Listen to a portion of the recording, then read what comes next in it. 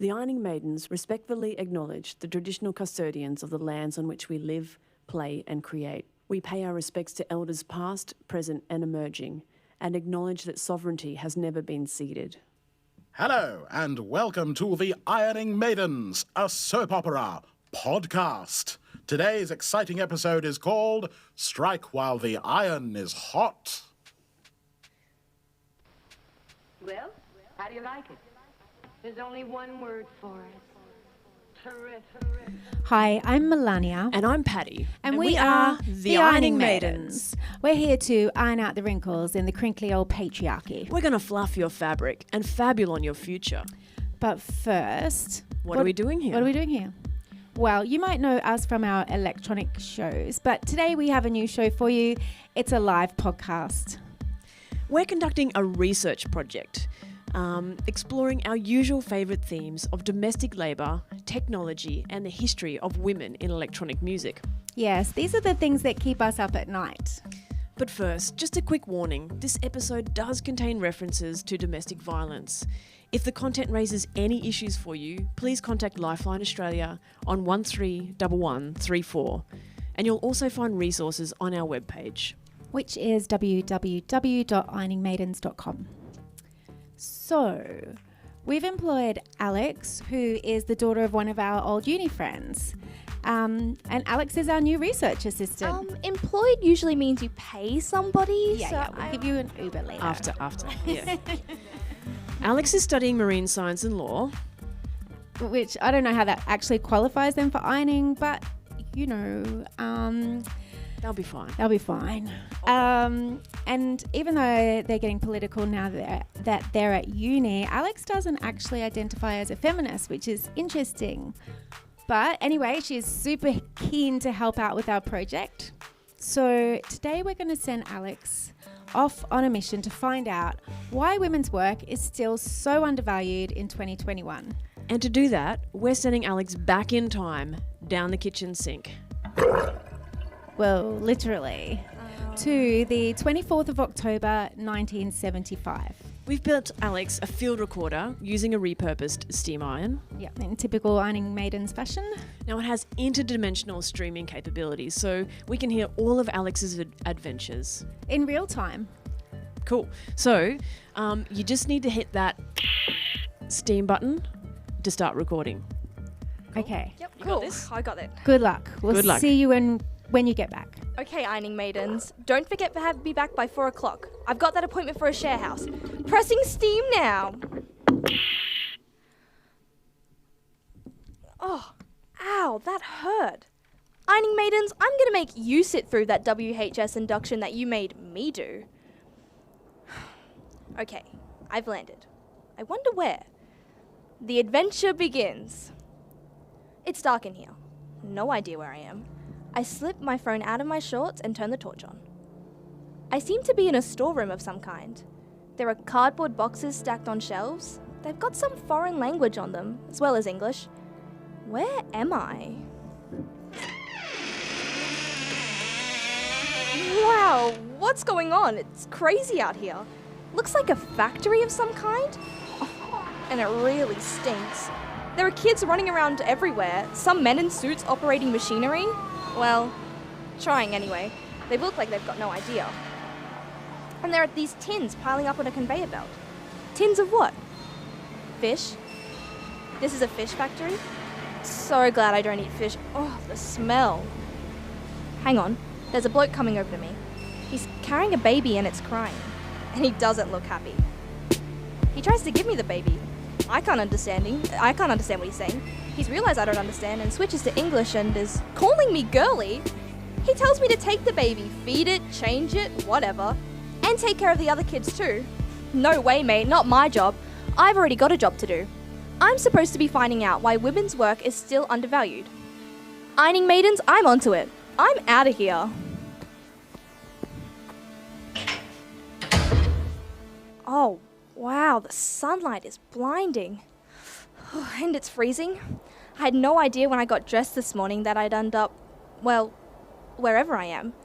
And I'm guessing Northern Hemisphere because it is absolutely freaking freezing. But wow, what a beautiful place. The buildings are amazing. I've never seen buildings painted such bright colours before. Looks like a screensaver. Such pretty little shops, but they're mostly closed. Oh, hang on, there's one open. It's a butcher's. And there's a small crowd of men waiting to get in. One tells me that they're waiting to buy sausages to feed the children. Stranger and stranger. Oh, it sounds like there's some kind of street party going on. I'll go and see. 24th of October, 1975. What's happening? I'm going to find out.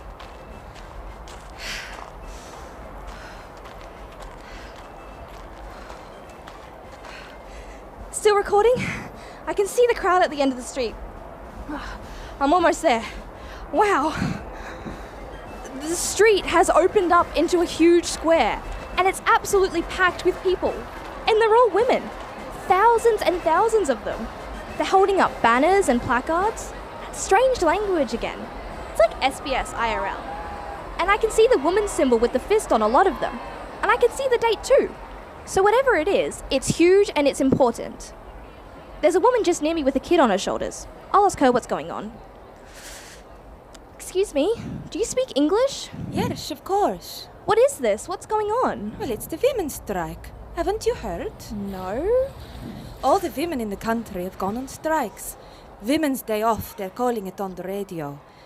But look at you. You're freezing. Don't you have a coat? I just arrived here, and I wasn't expecting it to be so cold. Who comes to Iceland in October dressed for the beach? Come on, I have friends near here. We'll get you some warm clothes and a cup of coffee. My name is Vigdís, and this is my daughter.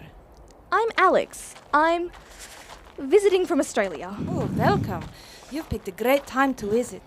So exciting to see all these women striking together. Come on, this way. I follow Vigdís as we squeeze through the crowd. After a few minutes, we stop at a house that opens onto the town square.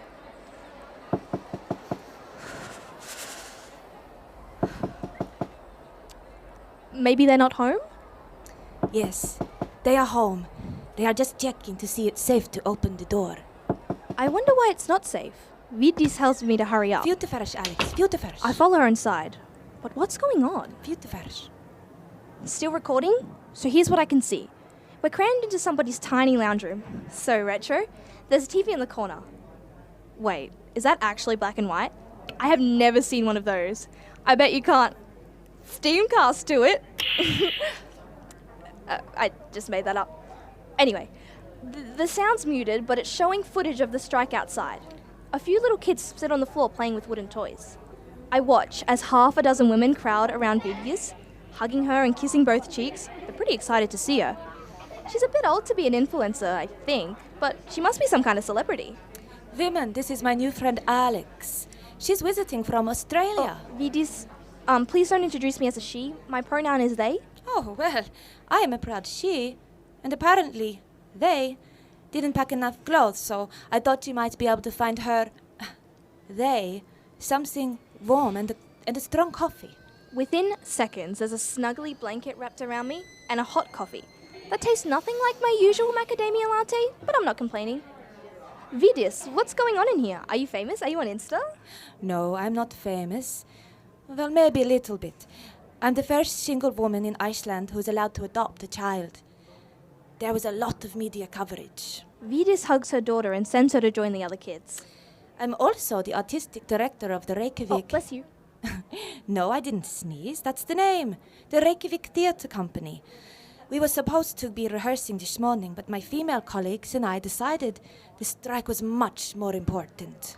Vigdís explains that the women here are fellow feminists that she's been working with over the years. I wonder why they're not out demonstrating too. She quietly tells me it's too dangerous for them to be out in the crowd. I'm confused about the danger, and she tells me they're hiding from their husbands, who aren't happy. So these wonderful women are striking too. Most children are being looked after by their fathers today. I hear the butchers have sold out of the sausages. Oh, it's all the men can cook. It is fortunate children can't starve in one day. Ah, now I get it. I was in the factory earlier and the kids were running wild. The production line had broken down and the men were not coping at all. Well, the men are already calling this the Long Friday. When the women don't work, nothing works. So tell me about the strike. Well, the idea of the strike was first raised by a radical women's group called the Red Stockings. But some of the older women were uncomfortable with it. It was too radical to strike. So they softened it to Women's Day off. Oh, it has taken off. Like a bushfire. My words, not hers. I don't think bushfires figure much in Iceland. I'm confused though, Vigdís. Why do you need a strike? Oh, I'm surprised you need to ask. Feminism, of course. Oh, feminism. Just an excuse not to wax your body hair. Feminism is about equality. Why shouldn't women be equal to men? I don't feel oppressed. I feel totally equal.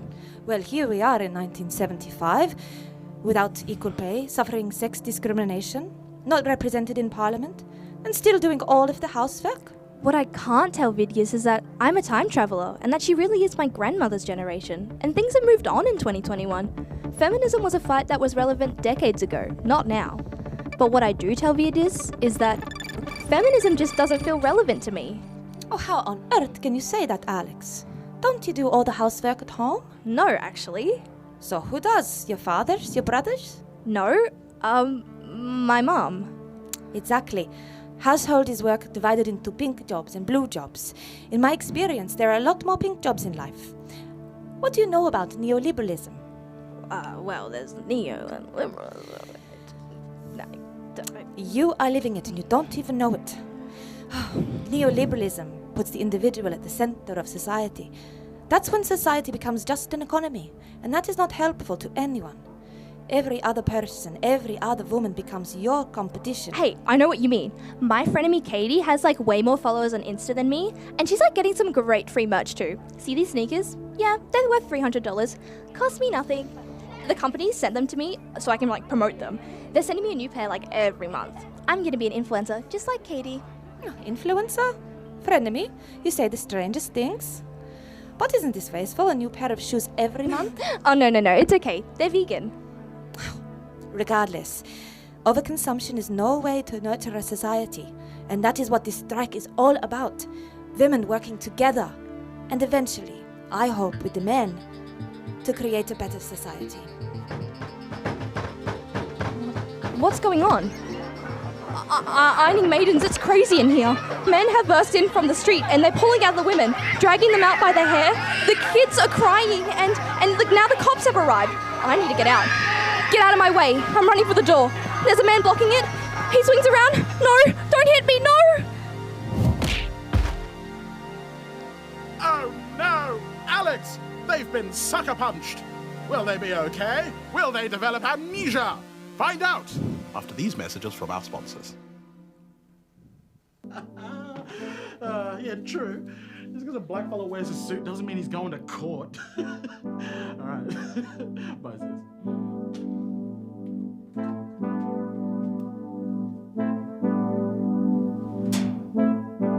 Bastard! I forgot the powder. How am I going to get these stains out? Unlike the trouble our colonial ancestors had, these days it's much easier to separate those nasty colours from the whites. Eliminate all colours in just one easy step with whitewash. Reliably priced for all Australians on a disposable income. If you don't leave now, I'm gonna... Whitewash can be applied slowly and the colours recede with each generational cycle. Okay, now look here, crazy white lady. Whitewash is now available in concentrated form.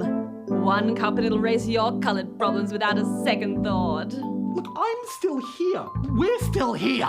Keep your whites safe and separated. So white they'll be completely translucent. So translucent they'll never feel challenged. To wage genocide on your colours, Australians choose Whitewash, a trusted brand since 1901. Brought to you by the Department of Milk Toast and Mayonnaise, where no questions are allowed. Also, the Office of White Supremacy, the Preservation of Racism, and the Suppression of LGBTQ rights. Also partially funded by the Department of the Arts. Transport. Spoken by T. Koster and some blackfella. Pressing steam again? Where am I? I see stars. I feel a pain in my head, cold on my legs, and I'm lying on something hard. Who am I?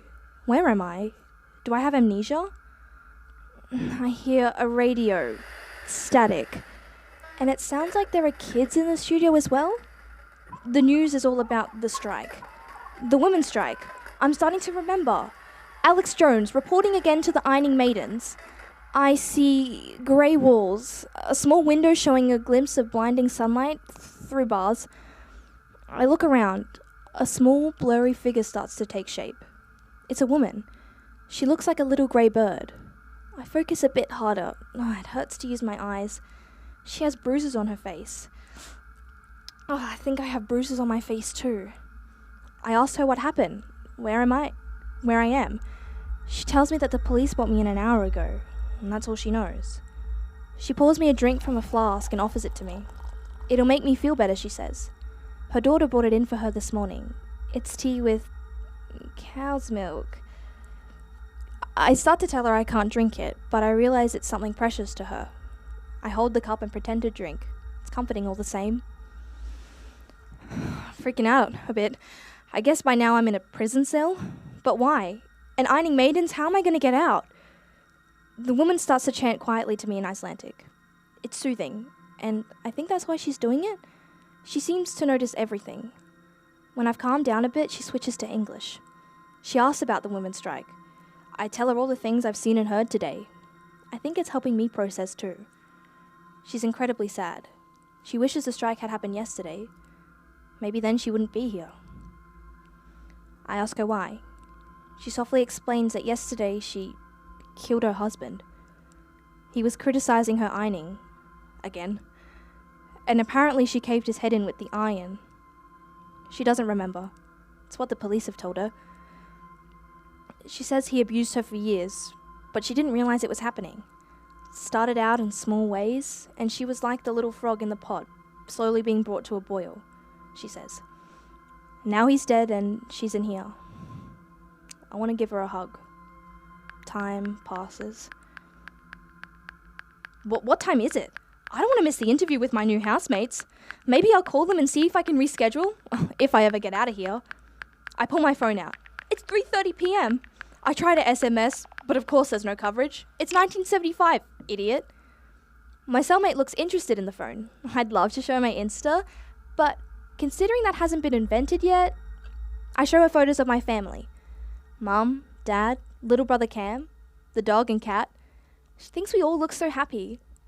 I tell her that I'd like to have kids one day. Partner optional.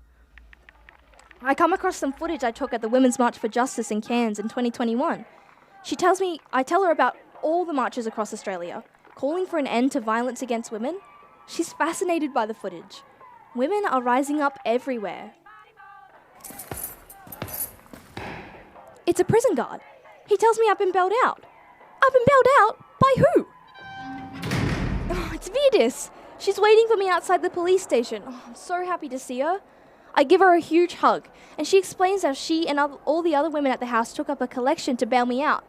I can't believe their kindness, especially since we were just fighting before. Oh, that is not fighting, Alex. That was a lively discussion. Even so, I'm a total stranger. Why would you all help me? Oh, even when you implied we all had hairy legs. Alex, because women, they stand together. And when we do that, we can achieve anything. Look how successful today has been. Well, is the strike over? Not until all the kids have been put to bed by their dads. Hungry and dirty, I'm sure. I have a really good feeling about today, Alex. I think it's going to change Iceland forever. I think about my world in 2021. My brother gets away with everything at home. And then there was that time that Ben guy got the job that I went for, just because he knew the guys that worked there. Maybe what Vigdís is fighting for hasn't happened yet. I've never really thought about it before. It's almost 50 years later, and men still control almost everything. And women still don't earn as much as men. And that's today's Ironing Maidens quest, to find out why women's work is still undervalued in 2021. Is it because we women don't stand together? Ironing Maidens, is that the key?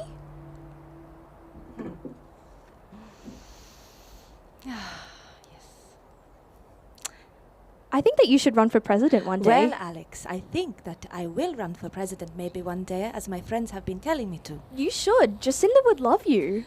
Jacinda? Who is Jacinda? Oh my god, you'd love her too. I hope you get to meet her one day. Thank you, Vigdís, for being so kind. Oh no, is that the time? It's 3:58 p.m. I've got to get out of here. I've got an appointment at 4. Goodbye, Alex. Perfect timing, Ironing Maidens.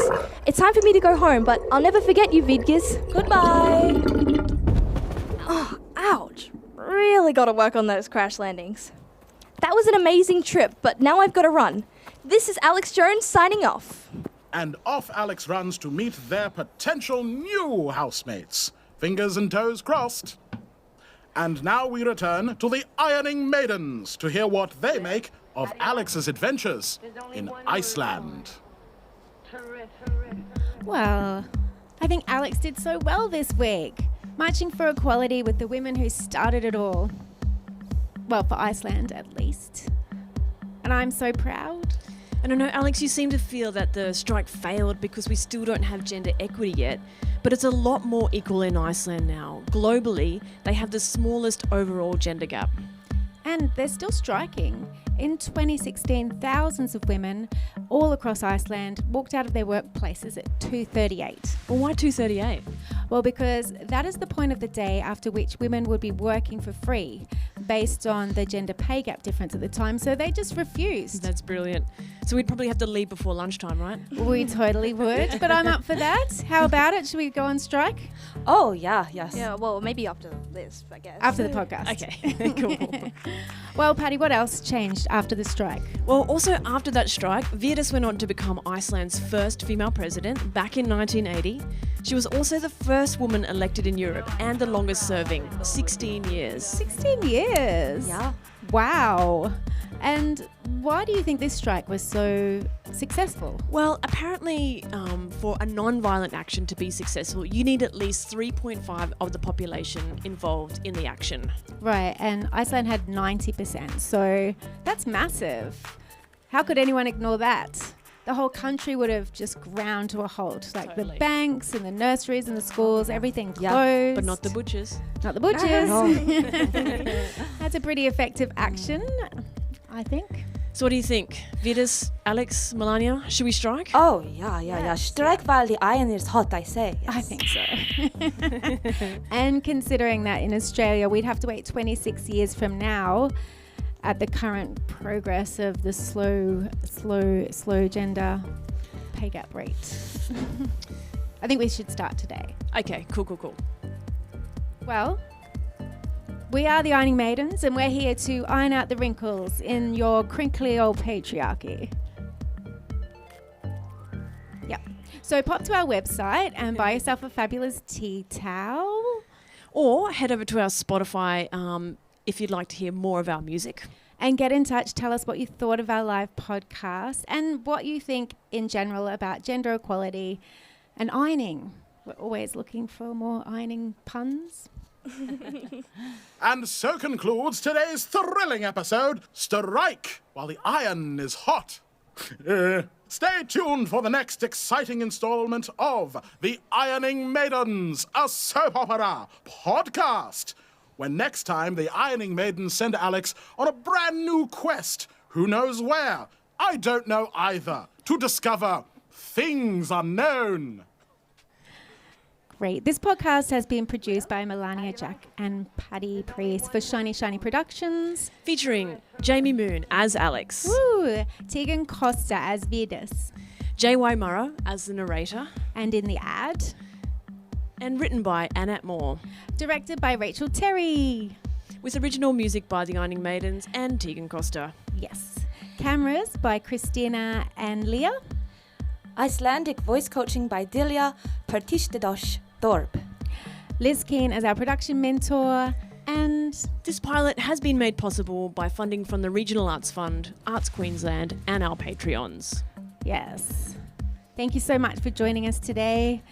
We're going to do Should a we bit have of a song? striking, I guess.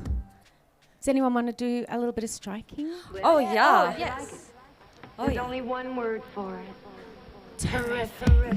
Okay, if you're out there, just do a little bit of warming up. Get ready, because you need really strong guns if you're going to iron.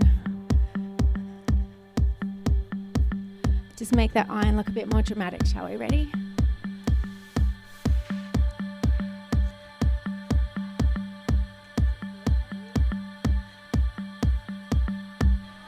have these feelings for you. You are electric to me. You are the future, my liberation. You are my technology. You steam up my windows. You iron out my kinks.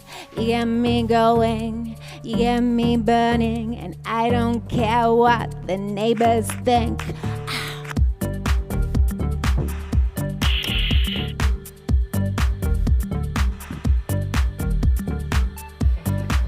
You know, I'm so proud of it. It's almost indecent of me. It is indecent of me, the things I wanna do with you. Freshly pressed in my Sunday best. By Frida, Las Vegas, by the way.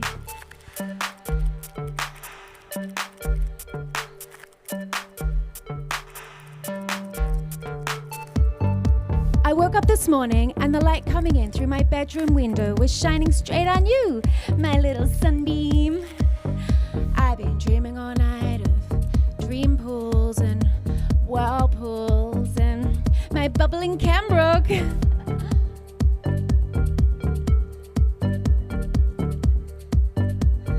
You're my big, strong, important General Electric, my lusty Westinghouse.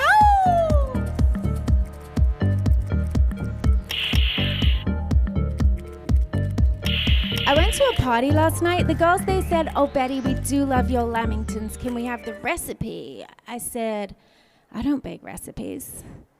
I hack Remingtons just for kicks." Thank you so much for joining the Ironing Maidens. We are striking now.